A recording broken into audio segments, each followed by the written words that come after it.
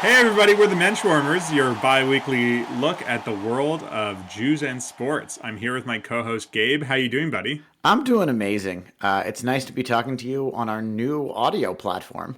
I'm looking at the beautiful face of our producer Michael, who looks unimpressed with my immediate reflection of this. But I think it's very exciting to be on here. This will, It this will looks a probably little have no different. meaning. It'll probably have no meaning for our listeners, presumably who will be getting the same audio product they typically get. But it is a Maybe little it'll bit sound different for better. us, and yeah, exciting.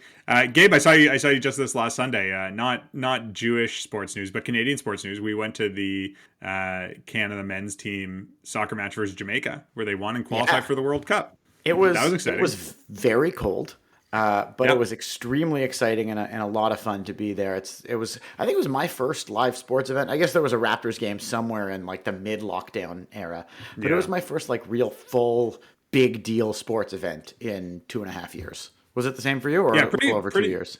Yeah, a few Jays games last year, the Raptors game, but pretty much, yeah, the first big one in the last since pre-COVID. And I think we will definitely have some soccer content or football if you're Ah, listening abroad. a Content little coming up kickball. this fall when the World Cup inexplicably takes place in November in Qatar, instead of anywhere else in the world in the summer like it's supposed to be. But there's some Jewish football content. If anyone knows of any Jews who are participating in the World Cup for any of the teams that end up qualifying, let us know. We're always interested in that. Absolutely. I know the previous, the leader of FIFA tends to sort of be the type of Jewish person that we're not so proud to claim. You think of the extremely corrupt Sepp Blatter, who was he's Swiss. He was the president of FIFA. He was indicted for corruption many, many times, um, and not really the right kind of person you want to be like, oh yes, a happy Jewish guy, somebody we were proud to share. A bit of a old greedy pervert. Wait, he wasn't Jewish. He wasn't. I thought he was. Sepp Blatter? Absolutely not. Joseph Blatter. Absolutely not. Oh well, he has been banned from FIFA for another 13 years. Yeah, good long explanation of how Sepp Blatter is a bad guy, but definitely not Jewish. I know that the coach of the Venezuelan team, Jose Peckerman, is an Argentine former football player. He is Jewish, but I believe Venezuela is not going to be making it to this iteration of the World Cup. He Oh, had that's coached Colombia disappointing. when they had a good run, I think in I, 2014. I saw, I found a couple of Jewish stories. One of them that in this World Cup one, as we've talked about before, the classic soccer sportscaster Andres Cantor, famous for the goal. He's Jewish, Yes. Argentinian Jew sportscaster. As well, in this round of qualifying, the third leading scorer in the world was from Israel. Israel did not qualify for the World Cup, but the third leading scorer of this qualification cycle is Israeli player who plays in Holland named Eran Zahavi, which sort of sounds like a made-up name. It's so Israeli.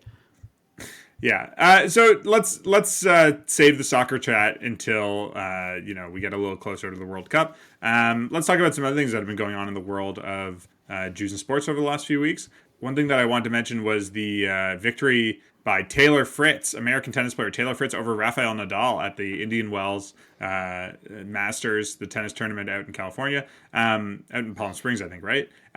He ended Nadal had been like perfect all year basically. He hadn't lost, and Taylor Fritz beat him in the finals, 6-3, 7-6. Pretty That's impressive stuff from fantastic. the young American. Not something we've Right. talked about a lot. I don't know exactly what his identity or background is. I know that he has Jewish heritage.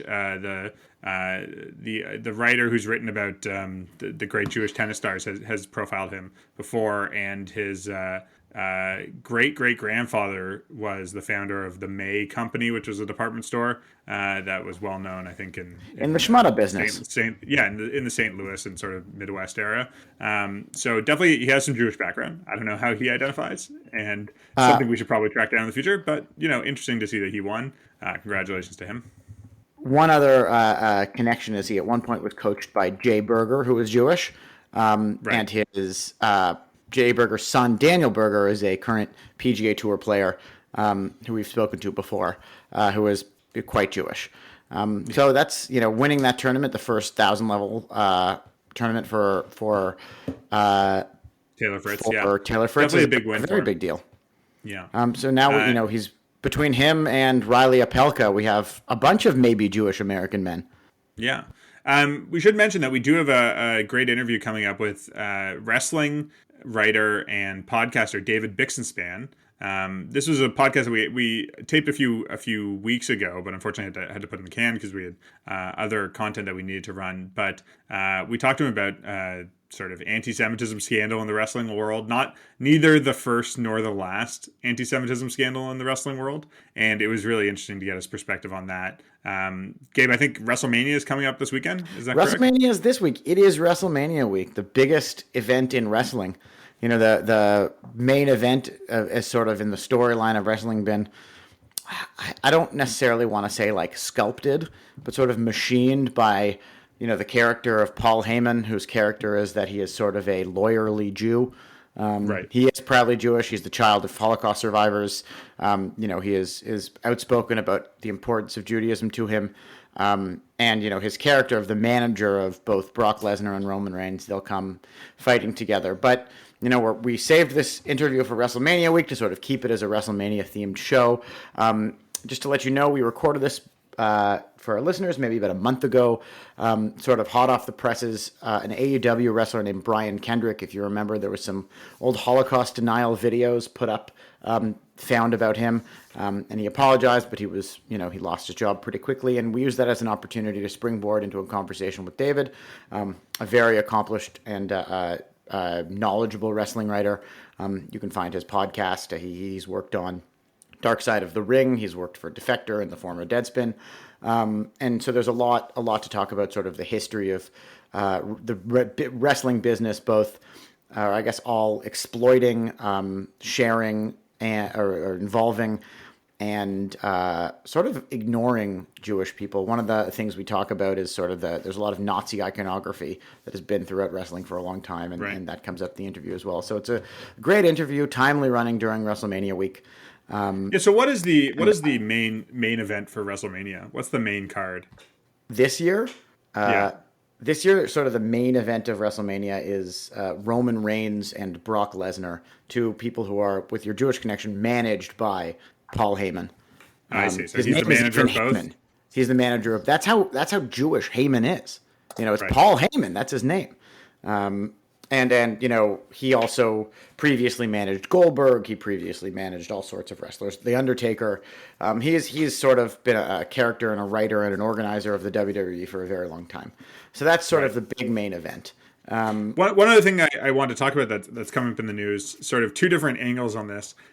We talked last time extensively with our guest David Goss about Roman Abramovich, the owner of Chelsea and the Russian billionaire, and two news stories about him this week. The first is that he alleges, or at least there's comments, that he was poisoned.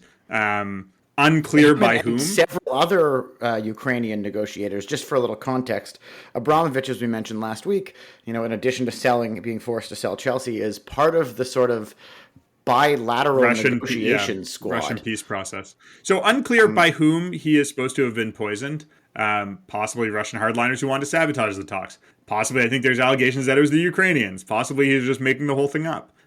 He has apparently recovered. It was a mild case of poisoning. It was a mild poisoning?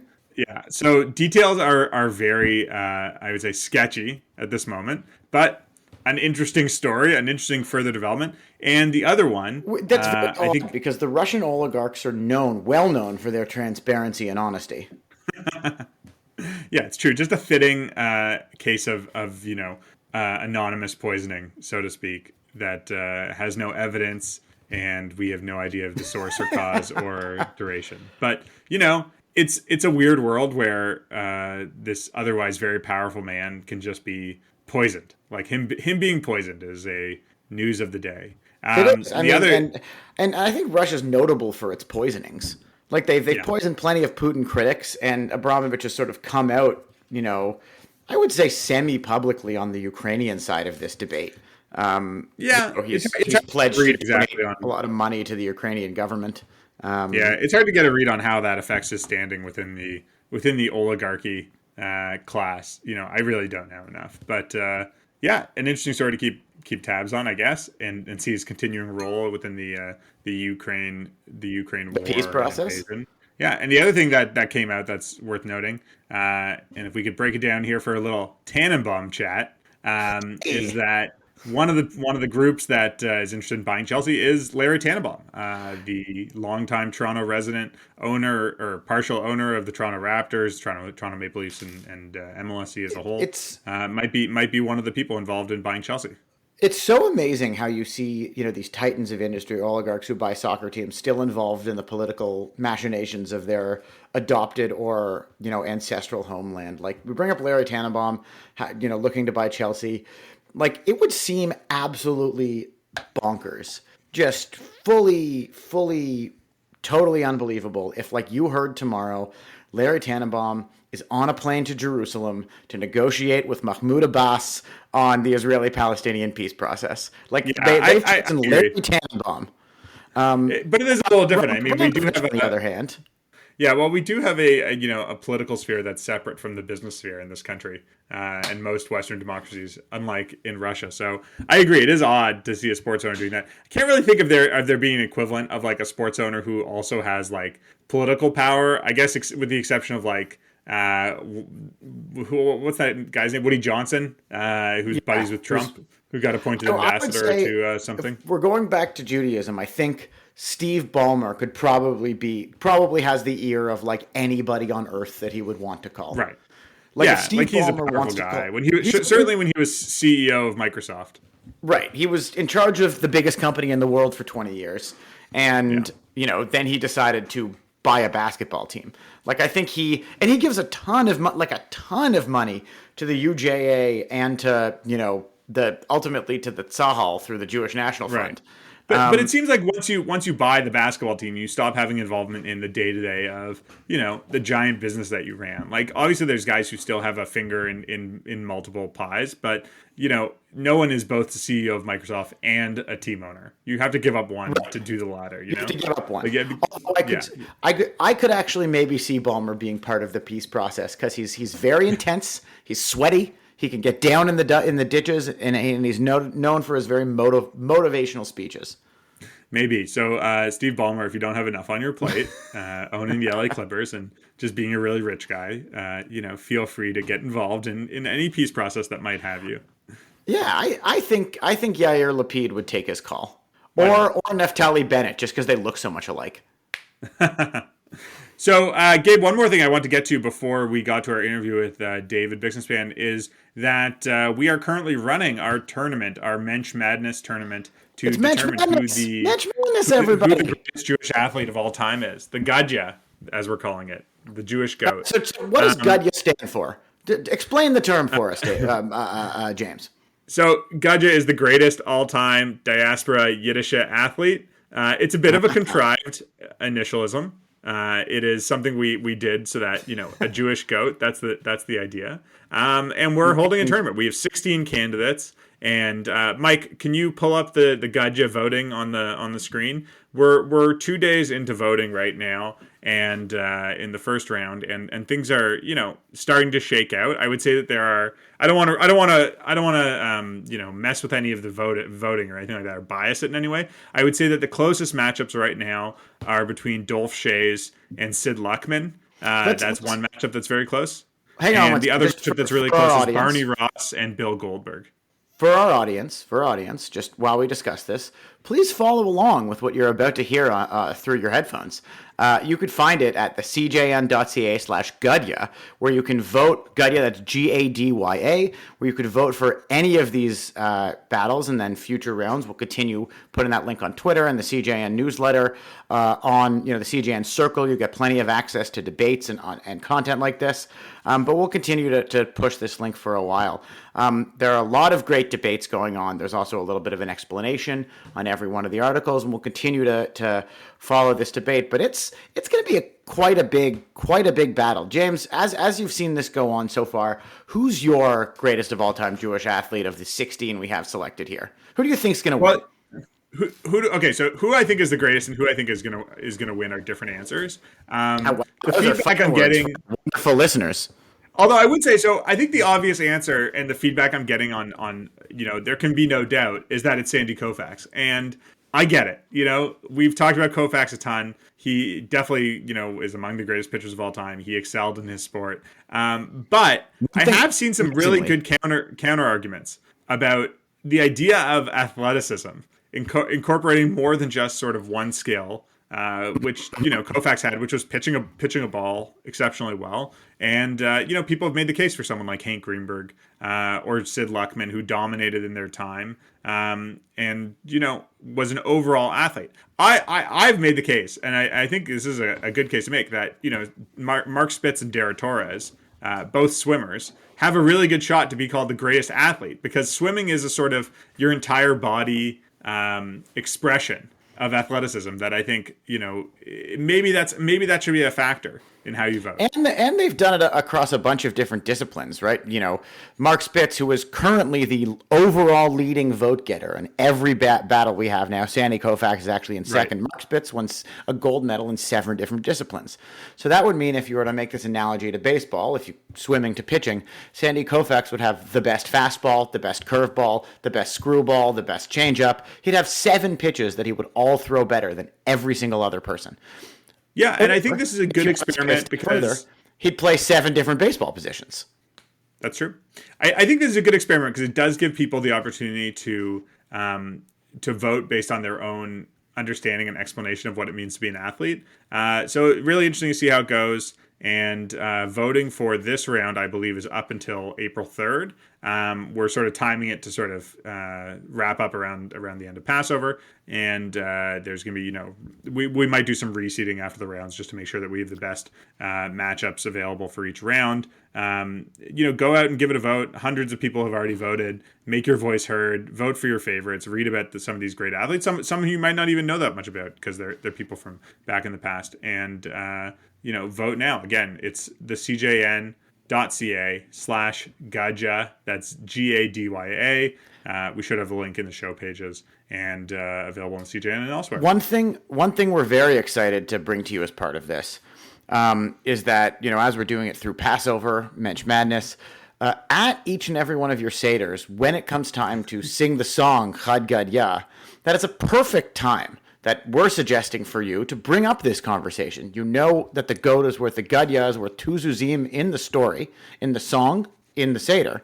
But who is the Gadya, the greatest all-time diaspora Yiddish athlete? It's the perfect time to have this debate amongst your friends and family, to extend that Seder into its 3rd, 4th, 5th hour, if you wish, to continue debating this Sue Bird versus Mark Spitz versus Dara Torres versus Amy Alcott. Just let it rip late into the evening. On your 3rd, 4th cup of wine, that's when you really get into the good cheese. Yeah, if there's one thing we know about Jews, it's that they can really settle in for a good debate, especially on something they don't necessarily know everything about. So please feel free to bring this up at your Seder. Have you have the conversation. Have you ever had a Seder that doesn't involve an argument?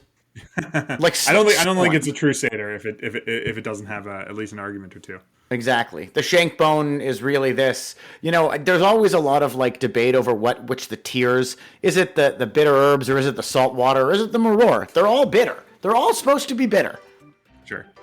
Anyways, let's leave it there for now and go to our interview with David Bixenspan.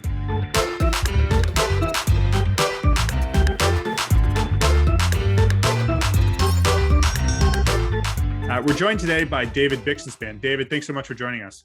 Thank you for having me. Can you tell our listeners a little bit about who you are, how you got into wrestling, writing about wrestling? I guess I would be best known for my Deadspin stuff, right? For the last 2.5 years before the implosion, mutiny, walkout, whatever you want to call it.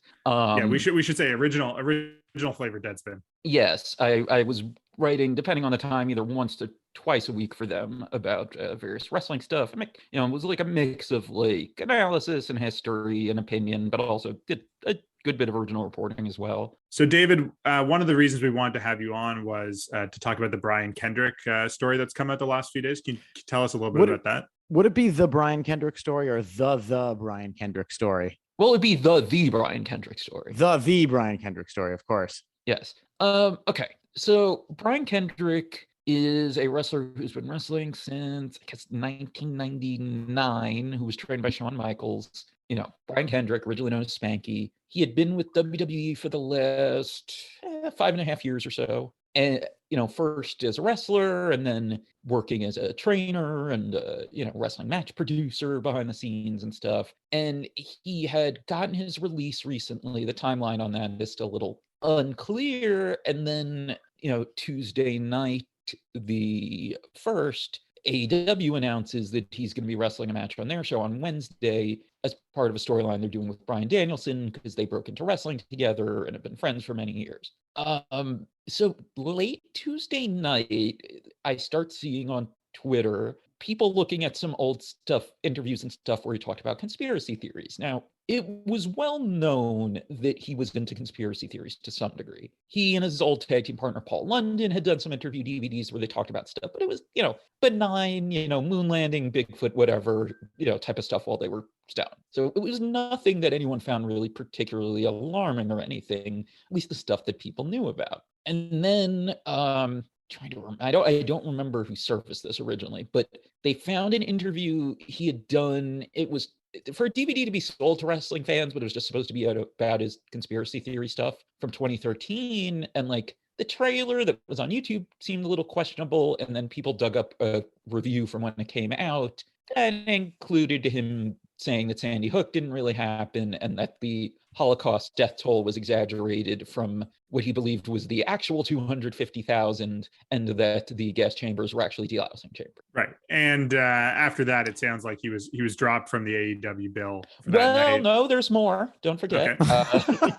It was, what was the name of the guy? Was it something Pierce or Dan Pierce? If I'm getting his name wrong, I apologize. But it's not like I wasn't preparing a story or anything, so I didn't take notes on this. He found a clip of Kendrick on a YouTube channel, conspiracy theory channel called Truth is Scary from 2011, where the host ends up asking him about reptilians. And in the process of talking about reptilians, he mentions, of course, he being Kendrick, mentions the Rothschilds, Zionists, and Jewish medics who went to Haiti to seize the eyeballs of Haitian earthquake victims for some kind of, I believe, incestuous reptilian magic ritual. Relatively boilerplate reptilian stuff. Yes, exactly. I was going to say that the real tragedy is that we all know what this means, that we know that what any of these words means because we've been exposed to these theories or people talking about these things in the context of anti-Semitism, that we all know.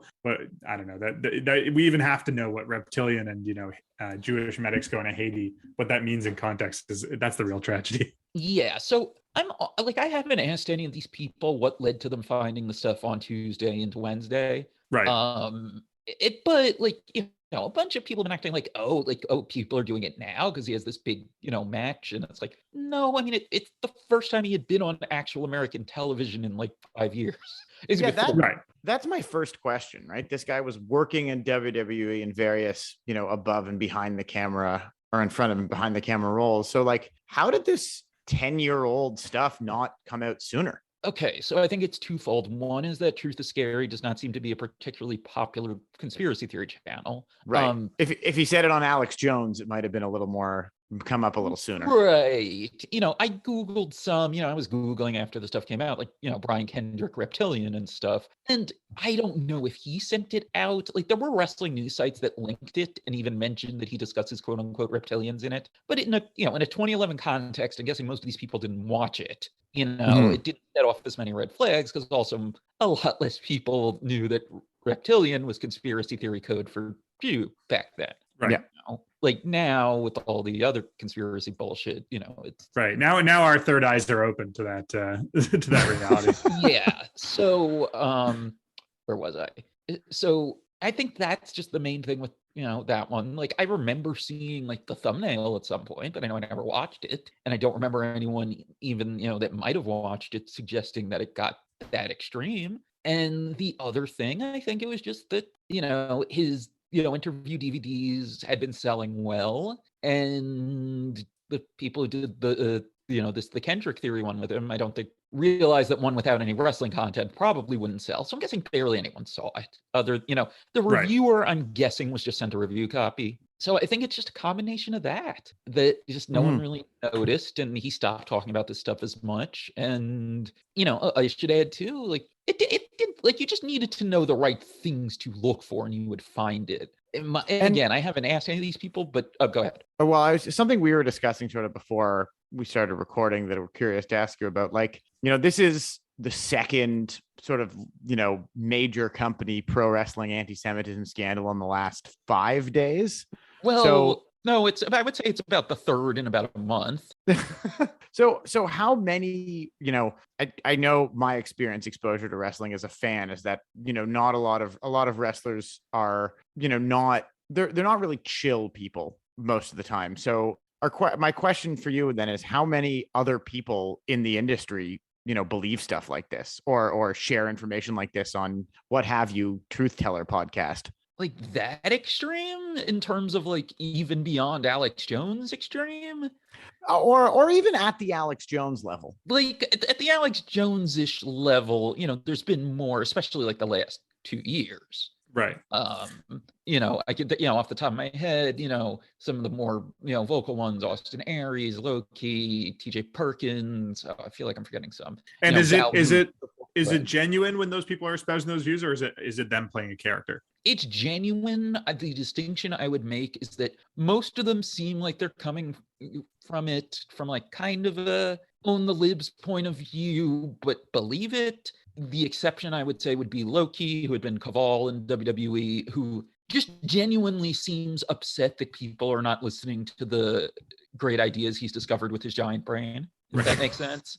Like he doesn't seem to be acting maliciously in any way, where the others seem to some degree. Right. He's enlightened. He's mainly like vaccines and that kind of stuff. Mm-hmm. Right. And we know that recently, I think it was Joey Janela was seen ranting and raving at some local county meeting about vaccine mandates. So this sort of stuff, that was a bit though. Oh, that was a bit. Yes. Oh God, how did I not mention Drake Wirtz? Well, yeah. Listen to my QAnon Anonymous Patreon show appearance, because that would take forever. Mm-hmm. And so, David, you mentioned 2 other recent anti-Semitism scandals in pro wrestling. Can you talk to us a little bit about what those were? Okay, well, we'll get the bullshit one out of the way first.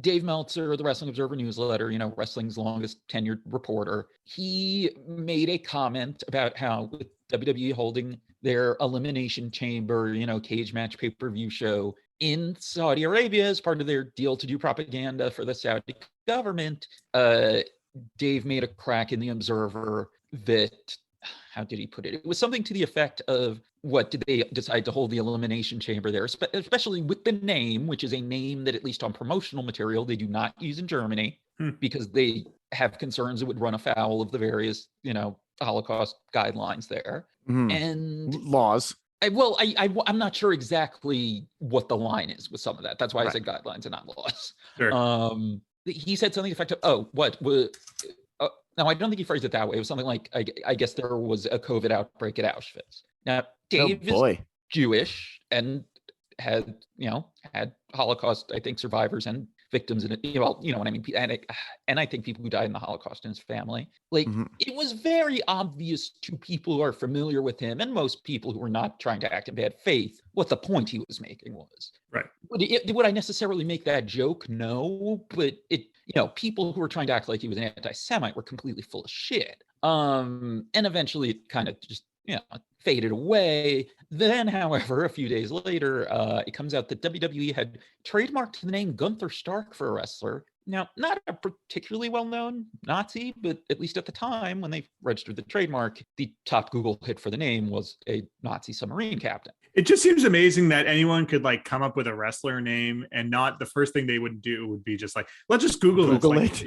Let's find out if somebody has the trademark. Let's find out if there's, some assistant director that we're going to piss off, on IMDb because they have the name, whatever it is. And it's just it sort of makes me think that they probably did. And then they saw well-known, or at least known Nazi, Gunther Stark. Like, that's an interesting name to play off of. Like, did the WWE have any explanation for why that name was chosen in the first place? No, as a general rule, unless they're really worried it's going to affect the stock price or something, like they don't respond to reporters about that kind of thing. Fair enough. Um, Or maybe not fair enough, but I guess it's their playground and they get to do what they want. yeah, so what everyone suspected was that it was maybe a new name for the wrestler, goes by the name of just all caps Walter, real name Walter Hahn, who's a Austrian wrestler who lived in Germany for many years. And then his a couple days. character is fairly fascistic, it seems. Yes, like it's on the line, yeah, at best, yes. And then they changed his name to just simply Gunther,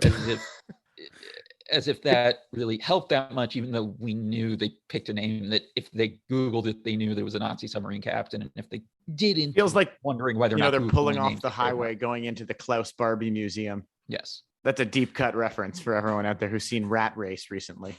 So David, is your feeling that this is just, is this part of, they're putting on a show and they're sort of going into these caricatures? That's always been a big part of wrestling, the outsized personalities. And is this just sort of them bumping up against the edge of, or the edginess of that, I guess, in terms of, getting a fascistic character who ends up embracing an actual Nazi's name in their role? With the Walter Gunther thing, honestly, I don't know. Like, this is not the first time where they tried to register a trademark for like a name and it seemed like they didn't Google it. The previous time was when they brought a bunch of women from their farm system to their main roster, and they put them together in different groups, and they named one of them Submission Sorority.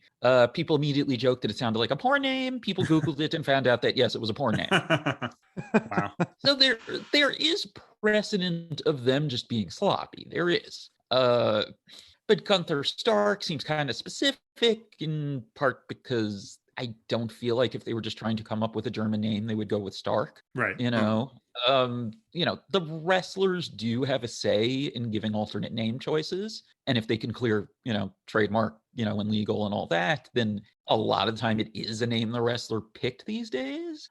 But because there is also there was a famous German biochemist named Gunther Stark. There's a possibility that, Walter knew of the other Gunther Stark and not the Nazi, I guess. But still, at least at the time, if you had Googled it, that would be the first result. So that'd be kind of surprising. Just sort of I'm really into Mussolini, as in the, Maggie Smith movie, Tea with Mussolini. I don't know if it refers to anything. Right. And now there was, and I think it was an Instagram post. I have to look it up again to remind myself what it said, but one of the wrestlers in his group, where he has some, German wrestlers who he's had past associations with, had posted something on Instagram, I want to say a week earlier, that he eventually deleted, that, what was it? Because they named the group Imperium, and it was something that sounded very kind of evocative of certain Nazi slogans, and I forget what it was. So I don't know. I think I forget if it was him or the other one, though, had confronted a fan a few years ago for Nazi saluting them. So I don't know. I don't really know what to make of that. And that said, it was before the pandemic. So I guess about 3 years ago, 2.5, 3 years ago, WWE they were giving kind of a new gimmick to the wrestler, real name Chris Dijak. He used to wrestle as Donovan Dijak in WWE. At least at first, he was Dominic Dijakovic. Now he's T-Bar. Long story. He's Croatian American, and he gets this kind of repackaging where he cut this promo that, based on the descriptions from people who were there, because it was a pre-taped show in Orlando, he was saying a lot of stuff about purifying North America and stuff like that. And some of the, not all of it, but some of the imagery, from Croatian coat of arms and stuff, or that stuff in that kind of visual design that he was using on his gear and his merchandise that they were getting ready, is stuff that is sometimes appropriated by Nazis. So at the end of the day, they edited down the promo to completely get rid of all the offensive stuff, or even potentially offensive stuff, and they didn't go with it. I mean, I've always heard that At least in real life, he's not like that. So I'm Right. assuming it's not his idea, but it was very weird. So like, there's been other stuff like that in recent years. So it's hard to put a finger on just exactly like if you have the lowest possible opinion of them, you'll think they're doing all this on purpose. I think there's enough reason to believe, for the reasons we already talked about, that probably some of it is just sloppiness, but Right. it's That probably a example seems combination. that example sort of sounds like here's what we want you to do with the character, and then someone just started taking it too far or not knowing exactly the basis of what they were saying or what it meant or the context or Yeah. anything like that. I guess maybe it would be nice to end on a positive note from a Jewish perspective.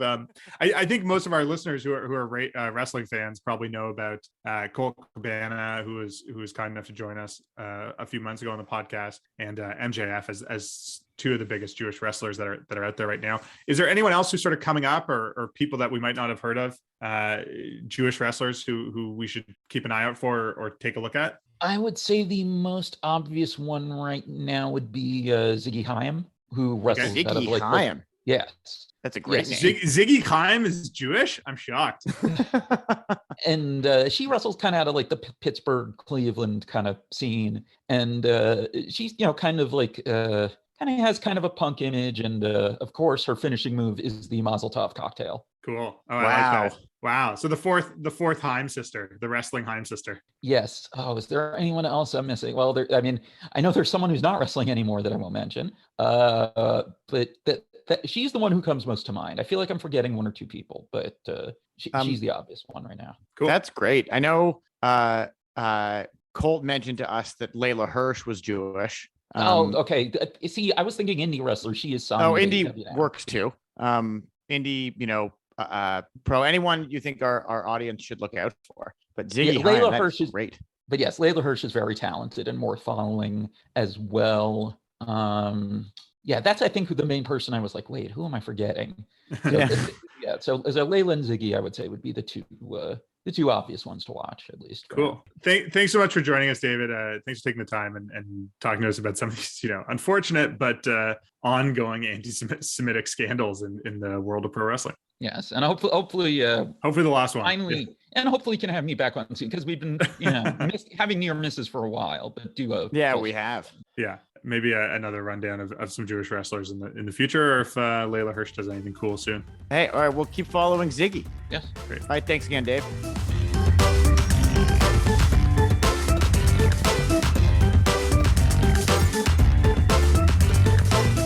And thanks so much to David Bixenspan for being on the show. That was a fascinating, illuminating conversation with a pretty smart and cool guy.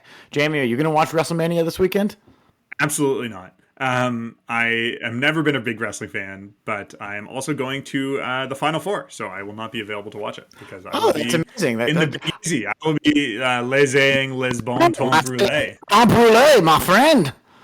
Boy, you really when you go Cajun, it just destroys the bandwidth of the microphone, I think. Oh yeah. Before we go, Lake Pontchartrain in a man. They come right out.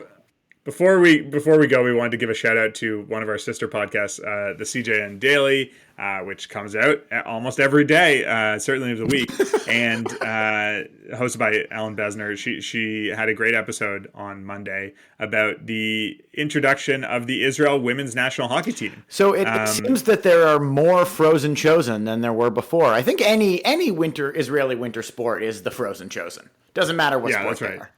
So they participated in their first tournament ever. Apparently, there's about 50 women in all of the country that play hockey at any level, and they put a team together. They did not do well. They gave up 21 goals to 1 scored. So who's counting? Really? What are goals worth? An ostentatious start, but as we've talked about elsewhere in this podcast, so many of the national teams for Israel that compete in sports that Israelis don't typically play have had very, challenging starts and not necessarily a lot of success when they're starting out. But part of developing that team is developing a, group of people in the country, kids who want to play, who are interested in the sport. And that's how the sport grows. So, they gave up 21 goals and scored 1. I'm sure that 5 years from now, if we're talking about the Israel women's hockey team at a tournament, it's going to be better than that. It's not going to be that same level. So, and we're going to remember this tournament as, 5 years ago they were here and now they're somewhere else. Like this is already a big move. When Israel first had a men's baseball team, they weren't doing very much, but now they're a mainstay at European Baseball Championships, and they'll be at the WBC next year. That was recently announced, and they made a thing happen. So shout out to the Israeli women's national hockey team. We wish you luck in your future endeavors, and we're sure to follow you again in the future. Mazel tov for getting it together. Yeah. Until next time, as always, we're produced by Michael Freeman. You can find our podcast at the CJN.ca, the Canadian Jewish News website, on Facebook at the CJN Lounge and the Canadian Jewish News, and on Twitter at Menschwarmers. We are always looking for feedback about our episodes and tips about who's Jewish, or just questions about is so-and-so Jewish. And we really would love you to vote on the greatest Jewish athlete of all time. Which you can find also at the CJN.ca/Gadja, and continue hearing about it in our podcast, wherever you find your podcasts. Yeah, please like and subscribe to the podcast, and we'll see you soon.